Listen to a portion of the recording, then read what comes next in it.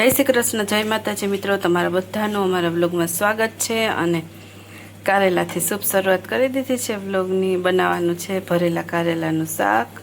તો જો અહીંયા કારેલા ભરી લીધા છે અને શાક પણ વઘારી લીધું, ટમેટા વઘારી લીધા છે, ચડવા જ આવ્યા, નાખી દઈએ કારેલા।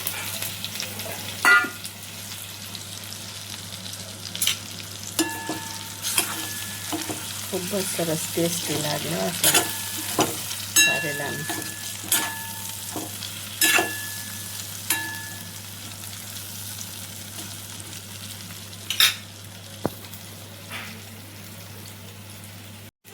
જો આવું શાક સરસ મજાનું બને અને આ મસાલો વધેલો છે એ પણ નાખી દઈએ શાકમાં।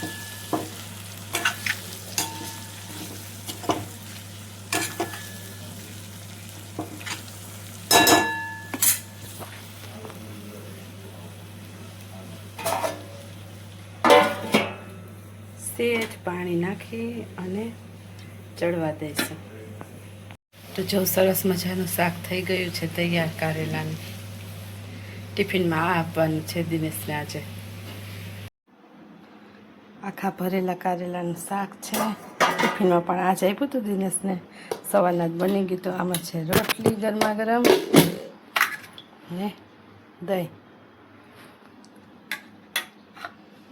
હાલો ખાઈ લઈએ કારેલાનું શાક। તો હાલો જો જમવાનું થઈ ગયું છે, જમવા બેસી ગયા। કારેલાનું શાક ખાવાનું છે આજે। તો કારેલાનું શાક છે અને આજે મીઠું ચવાણું લઈ લીધું, રોટલી। અત્યારે જો રાતની રસોઈ બનાવવા આપણે વહેલા આવી ગયા છે, કારણ કે અમારા દાદાને બહારગામ જવાનું છે એટલે બનાવવાના છે મેથીના થેપલા। આપણે ગુજરાતીના થેપલા તો હોય જ। તો જો અત્યારે સૂકી મેથી પલાળી દીધી છે, સૂકી મેથી પલાળી દીધી છે। આ સ્ટોર કરીને રાખી હતી સુકાવીને, એટલે હમણાં 10-15 મિનિટમાં તો એકદમ સરસ થઈ જશે। લસણે ફોલી લીધું, ખાંડેલો લસણ મરચાંને મરચાં જો આવી રીતના સ્ટોર કર્યા હતા અને બાંધી નાખી થેપલાનો લોટ।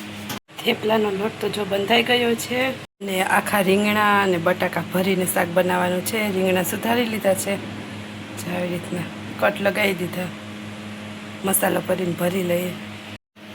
અહીંયા જો બટાકા ભરી લીધા છે અને આ ભરી લીધા છે રીંગણા, વઘારી નાખીએ શાક રીંગણા અને બટાકાનું।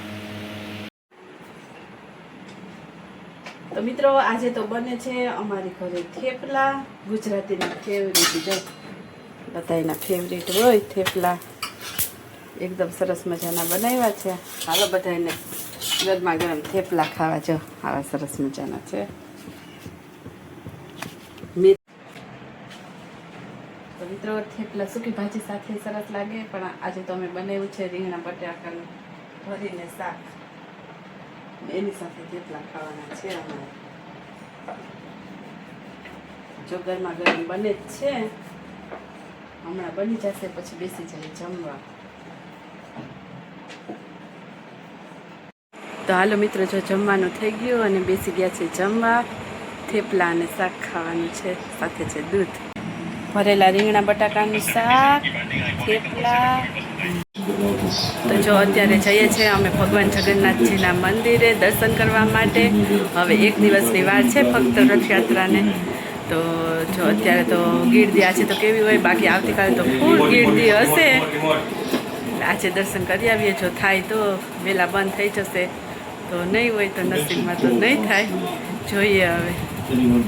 અને જો દર્શન અમે કરશું તો તમને પણ કરાવશું જરૂરથી દર્શન જગન્નાથજીના। તો હાલ જમાલજી।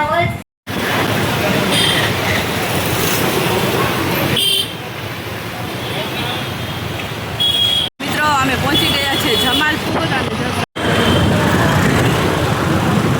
જઈએ છે મંદિરે દર્શન કરવા, અને આ છે જમાલપુર દરવાજા। જો તો મસ્ત ગેટ શણગાર્યો, સામે દેખાય મંદિર, એકદમ મસ્ત શણગાર્યું છે। અત્યારે અમે પહોંચી ગયા છે અહીંયા જમાલપુર મંદિરે, એકદમ સરસ શણગાર્યું અને ગેટ બંધ થઈ ગયા છે કારણ કે પબ્લિક બહુ છે ને. બહુ સરસ મજાનું ભગવાન જગન્નાથજીનું મંદિર શણગાર્યું છે.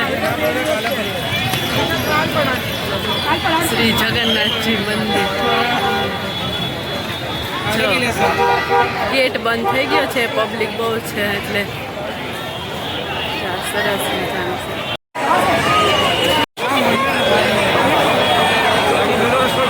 કાનુડો આવ્યો,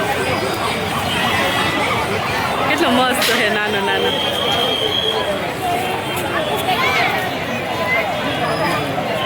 અને અહીંયા રાખેલા છે ભગવાન જગન્નાથજીના રથ.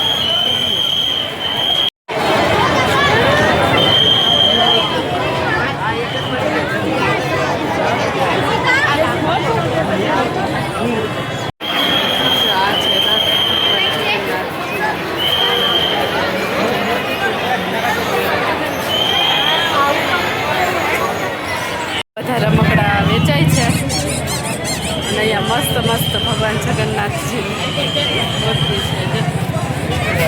કેટલી મસ્ત મસ્ત છે.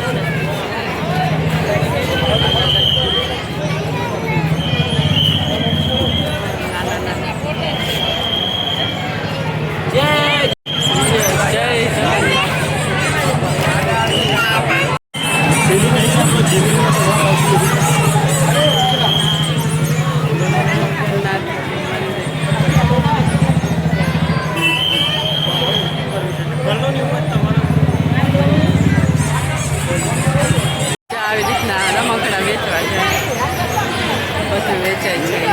આ રેલિંગ બાંધેલી છે કાલથી, તો પછી આ રેલિંગની અંદર જવાનું એટલી લાંબી લાઈન હશે. દર્શનાથજી મંદિર સંત નિવાસ હતા તો દર્શન કરવા, પરંતુ ગેટ બંધ થઈ ગયો છે કારણ કે પબ્લિક બહુ વધારે છે એટલે પોલીસવાળા અંદર નથી જવા દેતા.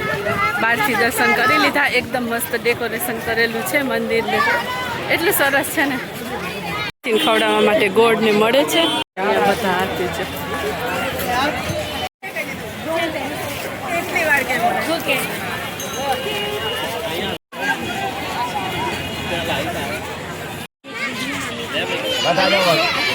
કશું ના કરે, હાથી કહેવાય.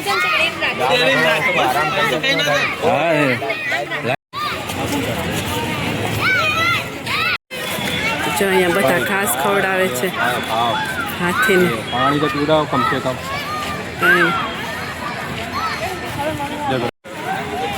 બધા રથયાત્રામાં સૌથી પહેલા હાથી હશે, પછી કાલે એને શણગારશે બધા હાથીને.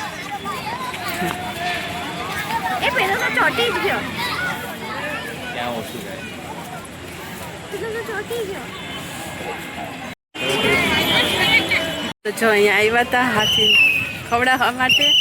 હવે જઈએ છે પાછા. હવે બધાને જો બહાર નીકાળે છે પબ્લિકને. આજે તો હાથીએ ગોળ ને ઘાસ ને બધું ખાઈ ખાઈને હવે ધરાઈ ગયા છે ફૂલ.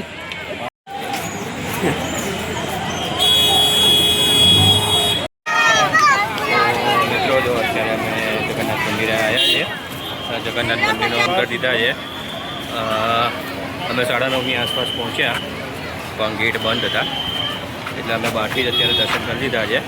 અને હાથીઓને પૂરો ખોડાઈ આવ્યા છે. હાથીના દર્શન કરી લીધા.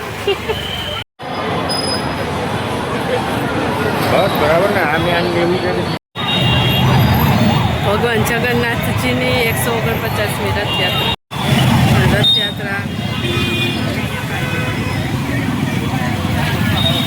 જમાલપુર દરવાજા અને જો અહીંયા સામે જ છે મંદિર જગન્નાથજીનું, ત્યાં દેખાય. તો જો આ છે જમાલપુર એરિયા. જગન્નાથ સૌથી પહેલા મુસલમાન લોકો જમાલપુરમાં અહીંયા જો એમનું સ્વાગત થશે. અહીંયા સ્ટોલ નાખેલો છે. આવી ગયા છે અત્યારે. દર્શન તો ના થઈ શક્યા ભગવાનના, કારણ કે ગેટ બંધ થઈ ગયો હતો. પબ્લિકે બહુ હતી અને પોલીસવાળા અંદર જવાય નહોતા દેતા ગેટની અંદર, કારણ કે એ લોકોને પબ્લિક વધારે હોય એટલે સ્વાભાવિક છે કે પછી વહેલા દર્શન બંધ કરી દે. તો આપણે દૂરથી દર્શન કરી લીધા છે અને દુલ્હન જેવું એકદમ સરસ ભગવાન જગન્નાથજીનું મંદિર શણગારેલું છે. તો જોઈને આમ મન ખુશ થઈ ગયું. રથ પણ મૂકેલા હતા ત્યાં, તો રથના પણ દર્શન કરી લીધા અને મંદિરને દર્શન કરી લીધા. તો મિત્રો, આજનો વિડીયો કેવો લાગ્યો એ કમેન્ટ કરીને જરૂરથી કહેજો. અને ફરી મળીશું આવતીકાલે એક નવા જ વિડીયોમાં. ત્યાં સુધી બધાને જય માતાજી, જય Shri Krishna. Thank you for watching મિત્રો. બાય બાય, ગુડ નાઇટ, જય માતાજી.